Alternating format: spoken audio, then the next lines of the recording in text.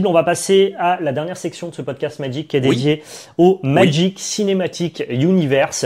On va pas rentrer dans les détails parce que finalement on a peu d'infos. Parce qu'il y a peu de détails. Tout ce qu'on sait, c'est qu'en gros, il y a une volonté d'un studio américain de récupérer les droits d'adaptation de Magic pour non pas en faire des séries mais en faire des films.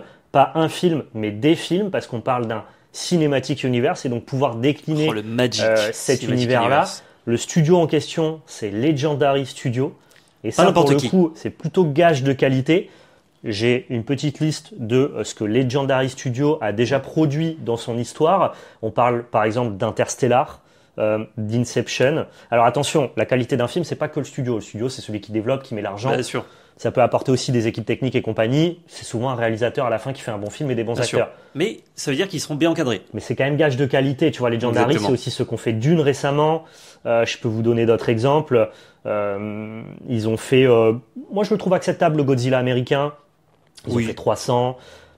Il me semblait bien. Ils ont fait des films un peu moins bien. Jurassic World, qui n'a pas été globalement apprécié par tous les fans. Mais qui ça est pas reste, mauvais non si plus. On te dit que ton film Magic, c'est Jurassic World, ouais. Ça va, tu vois, je pense que tu deals quand même avec ça. C'est notamment ceux aussi qui ont fait Warcraft. Et je sais que dans la communauté Warcraft, les gens ont détesté ce film.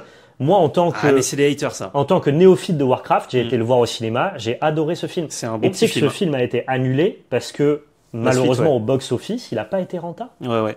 Mais c'est fou. Après, il a coûté cher aussi. Ouais, mais le film était cool. Tu vois, en plus, c'était avec Ragnar au personnage principal. J'aimais bien le casting. Fan de Warcraft que je suis, moi, j'ai kiffé le film. Je comprends les critiques, mais genre j'étais en mode, moi je vois ce que je veux, let's go quoi. C'est aussi eux qui ont fait Man of Steel, je trouve que c'est un des meilleurs films d'ici qu'on ait eu récemment. Donc Legendary, c'est quand même un studio qui peut rassurer. Ils ont fait Pacific Rim, tout à fait. Moi j'adore Pacific Rim. Qu'est-ce que je peux vous trouver d'autre? Catacombe, je sais pas à quel point c'est bien. Ils ont fait Détective Pikachu, qui est franchement plutôt réussi aussi. Bien. Si on parle d'adaptation de licence et d'univers, Legendary font à la fois des bons films de cinéma, à la fois des bonnes adaptations de licence. Donc voilà, je veux dire, Magic n'a pas filé ses droits à n'importe qui. Donc ça, c'est la première chose. Maintenant, si on s'intéresse au côté Cinematic Universe, ça veut dire du coup qu'ils vont probablement établir plusieurs films jusqu'à un climax. Moi, j'ai évidemment le Marvel Cinematic Universe qui, pour moi, a été jusqu'à Endgame et Infinity Wars, quoi. Et si Magic est capable de faire ça, avec des phases, si Magic est capable de produire ça, en vrai, je serais très client de ce côté pur divertissement d'une licence qui me plaît. Mais ça veut dire qu'il va falloir séquencer et choisir les bonnes parties de Magic que tu vas adapter. Ouais. Et pour moi, il n'y a rien de mieux que de faire un film par Planeswalker. Tu vois, l'histoire de Liliana avec le voile de chêne, son pacte avec les démons et compagnie. Ouais. L'histoire de Jace où il commence notamment avec Alamarette et compagnie. Et on va jusqu'au climax pour moi de War of the Spark. J'ai peur d'un truc, c'est qu'ils adaptent plutôt le lore récent de par le fait qu'il y a eu beaucoup de nouveaux entrants à cette époque-là et qu'on se tape plutôt la guerre des Phyrexians. Moi, me déplairait énormément. Je pense que ce schéma narratif, chaque personnage et tout, malheureusement... C'est un schéma qui fonctionne chez Marvel. Ouais, mais c'est quelque chose où, genre, c'est arrivé, c'est pas dès le début de Magic, et c'est un peu vieillissant. Je crois que le timing pour raconter ça leur siera pas. Soit ils commencent avec la genèse et ils racontent, genre, la guerre des frères, etc. Pas qu'on a vu récemment. Moi, j'aimerais bien, mais j'y crois pas du tout. Si tu veux faire un univers, c'est très compliqué. Ça te permet de poser le truc et en fait chaque film après avance énormément et du coup tu vois les avancées. Ils peuvent avancer jusqu'à arriver à l'histoire récente et à l'histoire récente faire plutôt ce genre de film comme tu dis mais avec les personnages plus récents. Okay. Mais en vrai, ce qu'ils font beaucoup, je pense que c'est plutôt des croisements. Donc t'as beaucoup de personnages d'un coup, t'as pas forcément une genèse de personnages, ça tu l'as après. En fait, pour planter le décor, il faut que tu montres un peu le casting, tout ce qui se passe et tous les enjeux, avec peut-être une trilogie de base. Ensuite, on a les spin-offs sur d'où il vient Kaito, d'où vient la vagabonde, d'où vient ci, d'où vient machin, d'où vient Taiva. T'as ce genre de trucs-là qui, en plus, font le lien avec les films précédents ou futurs. Vraiment comme Marvel, quoi. Ouais. Puis, tu construis le premier vrai arc de méchant, tu vois. Et c'est parti. Ou alors ce qu'ils sont en train de construire, je sais pas. Mais... Pour moi, ce qu'ils devraient faire, vraiment pitié quoi, ils devraient faire un film sur chaque sentinelle et ensuite du coup recouper avec ce qui a été le climax de Magic, la guerre des Planeswalkers. Et en vrai, j'y crois pas trop, mais ce serait bien. En fait, je vois pas la contre-argumentation pourquoi ils décideraient de faire autre chose. Parce que c'est l'histoire du passé. Sachant qu'à la base, ça ne vend plus. tu montres des personnages qui ne sont plus là ou ne font plus la même chose. En fait, quand les gens se disent ah ouais, trop bien le film, ils vont voir les cartes, plus rien à voir. Mais ils vont pas montrer Hazardrift, tu vois, dans tous les cas. Non, mais ils pourraient reprendre un peu avant Hazardrift. Et en vrai, Hazardrift, banger le film. Hein. Oui, mais très peu Magic Universe, tu vois. Moi, je pense qu'au contraire, ils vont vouloir mettre en avant le... C'est pas vous aimez bien le Magic d'avant, regardez, il n'y a plus rien à voir, c'est pas ça qu'ils veulent faire. Non, c'est regardez forcément. Ce qu'on fait maintenant en mode c'est trop stylé dans ce film, et ben les cartes elles reprennent directement les persos du film et tout, et du coup tu links comme ça. Ah bah, je pense qu'ils ont envie de linker à fond. Après, tu peux faire plusieurs phases. C'est-à-dire, comme tu dis, on peut commencer par une phase où du coup on raconte la guerre des Planeswalkers. Sur la phase 2, on irait plutôt sur toute la genèse Magic Arena et compagnie.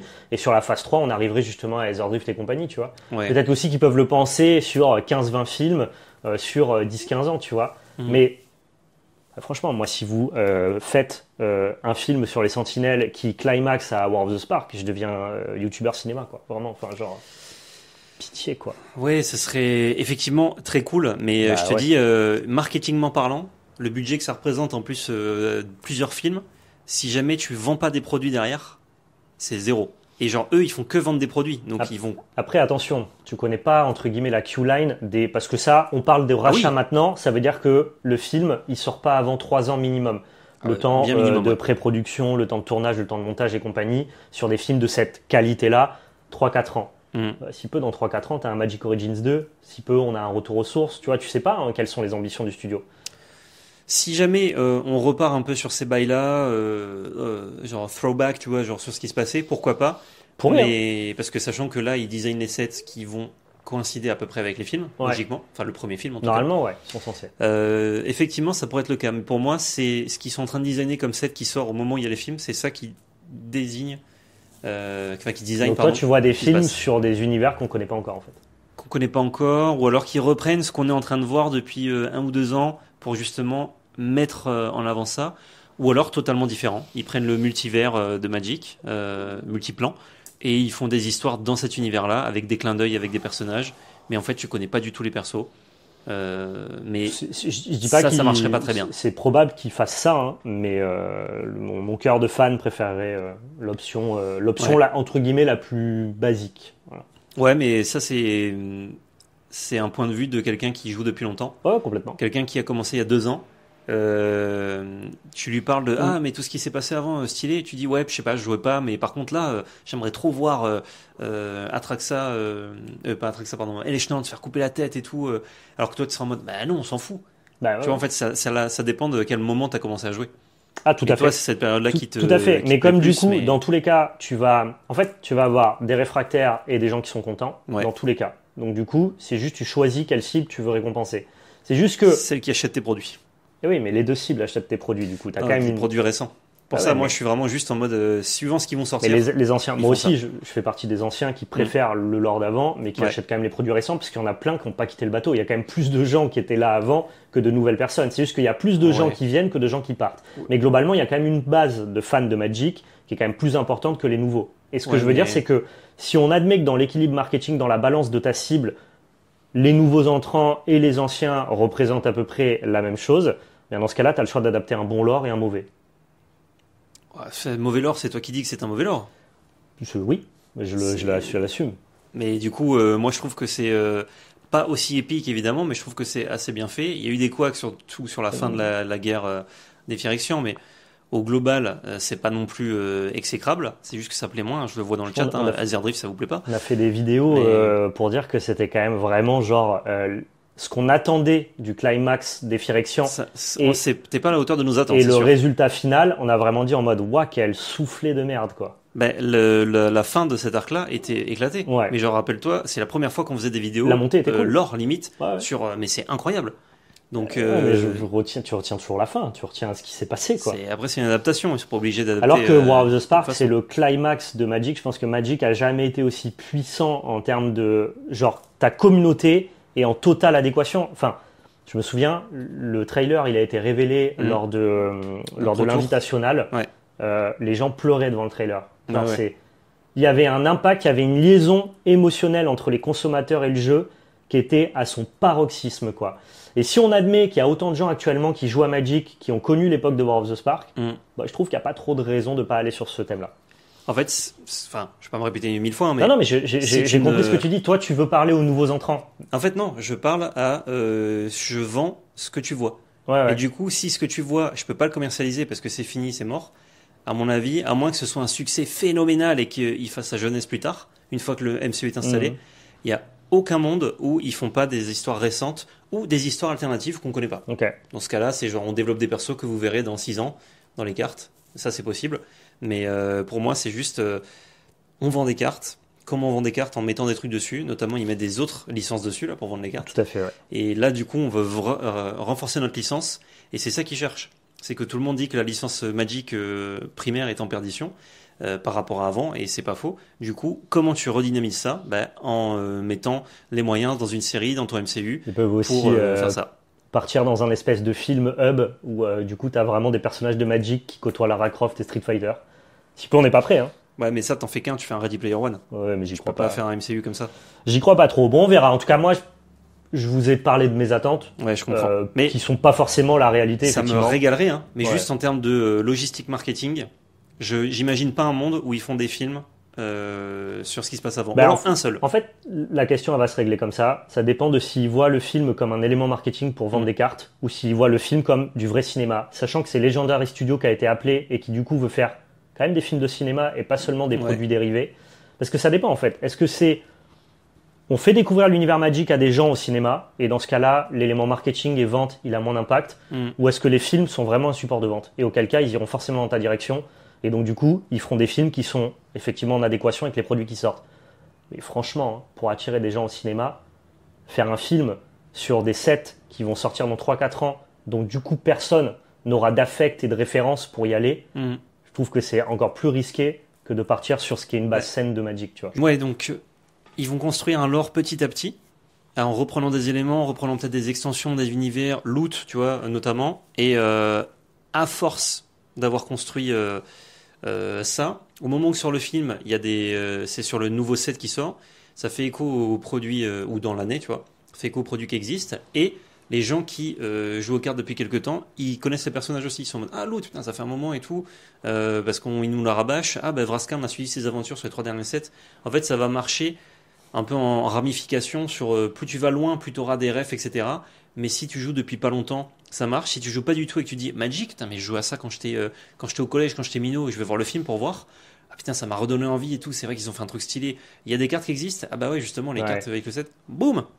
Mais peut-être que, marketingment parlant, ils vont pas faire ce choix-là. En fait, c'est ça. Je sais pas à quel point ils utilisent ces films-là pour vendre le jeu, ou alors juste... Parce qu'en fait, ça peut être aussi le processus inverse. On a juste vendu les droits d'adaptation de Magic à un studio de cinéma. C'est ce que j'allais dire après, ouais. Et c'est pas la même chose. Si jamais ils ont plus les droits, entre guillemets, c'est juste en mode, allez-y, adaptez, juste massacrez pas la licence. En fait, et on s'en fiche que ça soit lié à tes sorties produits. On sait pas, tu vois. Ce sera juste en mode, qu'est-ce qui est le plus bankable. Et pour moi, c'est la jeunesse du jeu, ou ce que tu as dit toi avec la guerre de Planeswalker. Mais la guerre de Planeswalker, c'est beaucoup plus de films pour ramener au climax. Ouais, complètement. Alors que le début du jeu, MCU, quoi. Voilà, début du jeu, le début du lore, en 2-3 films, déjà tu fais une espèce de Dune en 3 parties un peu banger, tu vois. Par contre, la suite, ça redescend, quoi. Donc c'est soit une montée en puissance, comme tu dis, Marvel, soit banger, et on verra après. Ce qui est exactement le cas de Marvel. En tout cas, si tu transposes à Marvel, ça a été ça. Mm. On verra bien. En tout cas, j'ai bon espoir qu'ils choisissent quand même un univers cool de par le fait que ça soit un studio de cinéma assez important, parce que sinon ils auraient pu faire un... Ouais. S'il s'agit juste de vendre des produits, je les aurais plus vus aller justement sur de la petite série, des trucs produits par des studios plus indépendants, un peu moins... Je sais pas, là, il y a quand même beaucoup d'ambition. Donc bon, on verra bien. Franchement, je suis très curieux.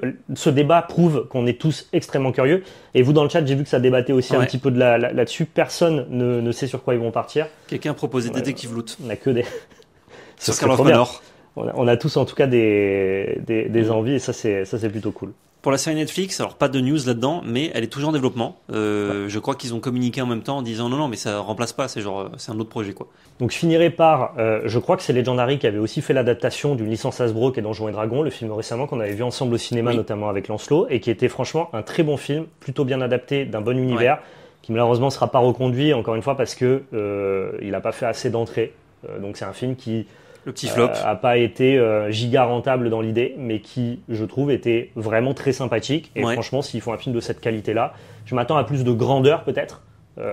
Mais sinon, au-delà de ça, c'était un bon film, quoi. Genre, si c'est aussi Legendary qui a fait ça, ils sont assez chauds pour adapter des univers et les respecter. Ouais. Ils pourraient aussi, bon après il y a 1000 hypothèses, hein, mais prendre une vibe Donjons et Dragons en prenant des personnages classiques de Magic qui font une aventure qu'on connaît pas. C'était pas Legendary, du coup j'ai l'info. Okay. Ils prennent, je sais pas, la team de Planeswalker classique ou alors la team récente là, donc Chandra Nissa toujours, mais avec Tyvar et tout. Ils leur font faire des trucs. Un peu genre un film qui suffit à lui-même, qui est sympa, et en fonction des retours des fans sur ah putain Chandra, le personnage était fou et tout, bam, derrière t'as un film Chandra, et du coup ils prennent les retours du premier film et ils développent l'univers en fonction des retours des gens. Ça me choquerait pas. C'est très complexe parce que normalement ils prévoient quand même une timeline toute pensée quand même. Ouais, tu le vois notamment actuellement avec ce qui se passe avec Marvel, ils sont en train de se fader, et c'était le cas aussi avec DC avant qu'il y ait le reset de James Gunn, ils se fadent des films qui sont prévus depuis 5-6 ans alors qu'ils savent que ça va être des fours parce qu'il n'y a plus aucun intérêt, plus aucune hype, c'est des personnages dont les gens se foutent. Rip. Et ils les sortent quand même. Parce qu'ils sont prévus, quoi. Ils sont prévus depuis tellement longtemps que ils peuvent annuler. Il y a des films qui ont, notamment chez DC, qui ont été produits, tournés, enregistrés, montés et qui ne sont pas sortis. C'est dommage, ça. Et la perte d'argent que c'est. Ouais. Donc, connaissant en tout cas ce que j'ai vu dans d'autres adaptations d'univers, c'est pensé en amont, très en amont. Ouais. Logiquement, ils ont une queue line, sauf qu'en fait, à l'américaine, les réalisateurs notamment en parlent beaucoup, c'est on a la date, ensuite on décide quel film sort. Mais on sait la date de sortie du film, on ne sait pas quel film c'est. Donc je me dis, s'ils ont un petit peu de marge de manœuvre, peut-être qu'ils peuvent faire ça ou quoi, tu vois. Peut-être. De toute façon, si jamais ils écoutent les retours du public, ça peut être que bien. Mais je mets un petit doute là-dessus, quoi. Ou alors ça va s'appuyer sur la série aussi. Et du coup, la série finit sur, comme ils font Marvel, tout simplement. La série finit sur, je sais pas, c'est les aventures de Chandra, on va dire. Finit sur Climax Chandra qui réveille les Eldrazi. Et boum, tu reprends là et tout. Bon, là, c'est du vieux lore du coup. Mais c'est du lore qui a été revisité un petit peu avec Modern Horizon 3, tu vois. Je déteste ce que fait Marvel, c'est-à-dire que tu es obligé de suivre des séries pour regarder les films. Je n'aime pas le fait d'interconnecter des médias différents. J'aime pas non plus, mais ça se fait et ça marche. Il y a des gens qui n'ont pas le temps de regarder des séries. Ouais, mais il y a plein de gens qui s'en plaignent. Je sais pas regarder des séries Marvel, du coup je comprends pas les films. Il y a des millions de gens qui regardent les films Marvel et qui ne regardent pas les séries. Et quand je dis des millions, j'exagère pas. Et qui du coup, à chaque fois qu'ils sont dans le film, disent mais quoi? Et c'est juste en mode dealer avec ça. Moi j'ai lâché le MCU parce que je regarde pas les séries et j'ai pas envie de pas comprendre et tout, donc tant pis. Moi j'ai lâché le MCU depuis Endgame, mais... Moi j'ai jamais regardé le MCU. Si, j'ai adoré. Franchement, toute cette montée jusqu'à Thanos, je trouvais ça exceptionnel. Derrière, j'ai été voir 4-5 films, je pense, et les 4-5 m'ont quasiment tous laissé de marbre à part les Gardiens de la Galaxie. Mais c'est un autre débat. Mais en tout cas, l'interconnexion avec les séries qui est de plus en plus prégnante, non, moi je regarde pas les séries MCU, donc ça, je trouve ça chiant. J'espère qu'ils feront pas ça pour Magic. Tout à fait.